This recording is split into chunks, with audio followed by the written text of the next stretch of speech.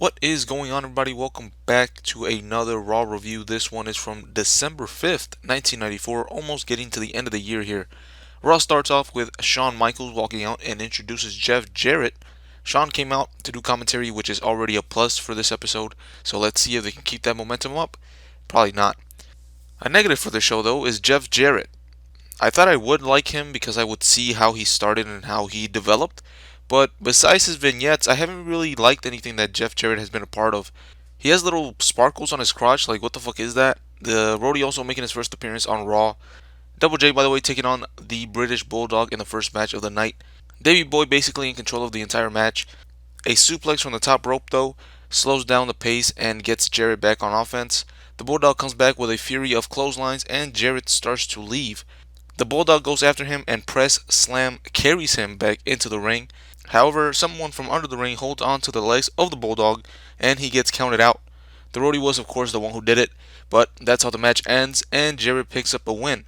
Right now, they aren't really building to anything. They have 8 weeks or so until the Royal Rumble, so right now they're just throwing stuff on the show to just kill time, I guess. Next up, the 123 Kid, aka Sean Waltman. The Kid takes on an enhancement talent and picks up the win with a spinning leg kick, followed by a roll up for the win. Then Quang comes out for a jobber match as well, and he also picks up a win with a spinning leg kick. Two leg kicks for victories here on this show. Following the advertisement and promotions for other stuff, we have the King's Court. He picks out females from the crowd and makes fun of them. They actually put the camera on one of them, and she looked pissed at Lawler, which is, I guess, the point of that. Terrible jokes by Lawler. He introduces his guest, Shawn Michaels. He touts him as being responsible for making Diesel a champion. Shawn has a point because he tells us that nobody heard of Diesel before he introduced him and made him a household name. He takes credit for making him the Intercontinental, Tag Team, and even the WWF champion. I just realized that Diesel in a year and a half became a Triple Crown champion. They did with Diesel in a couple of months, and what they wouldn't do with the guy that they were actually pushing, Lex Luger. I wonder how many guys in the back, including Luger, were pissed that Diesel became champion so quick. Moving on to a separate topic, during the night, Harvey Whippleman was berating the Fink, Howard Finkel, and in this next match, he takes the microphone from Finkel and introduces his team, Well Done. Fink versus Harvey, a match at WrestleMania? I wouldn't put it past them.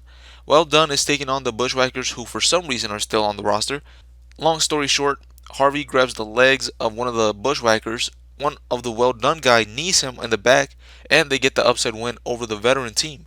Whippleman and the Fink continue to go at it after the match as well, so we'll see what happens with those two guys, if anything. Maybe, is that where the tuxedo match is, or is that in the Attitude Era? I don't remember. Maybe that's where it was. Whippleman versus Fink in a tuxedo match. Mr. Bob Backlund gets interviewed about his match next week with Doink the Clown. Not much to talk about, just your simple promo to build a quick match, and that's it for the show. This week, I'm going to be giving it a bad grade. Nothing of importance happened on this show. Some decent things here and there, but overall not a good show. I think I'm going to be releasing a WCW retrospective over the last like 6 months or so. Don't quote me on that one, but that's what I hope to do. But yeah, that way I can cover everything that's going on really leading into the Monday Night Wars and with ECW as well doing its thing during the whole Attitude Era. So with all that being said, I'm out.